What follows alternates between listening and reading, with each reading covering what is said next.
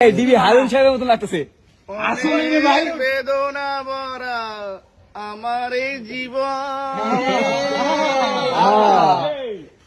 আমি আর ব্যথা পেতে চাই না। কষ্ট। আরো কটা লাইন কও। অনেক বেদনা ভরা আমার এই জীবন, আমি আর ব্যথা পেতে চাই না।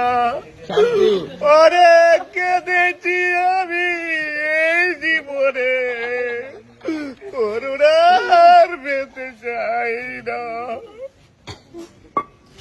থামলাম আমরা থামতে গেছি নাকি? আমরা থামতে করিনি। আরো কটা খাও।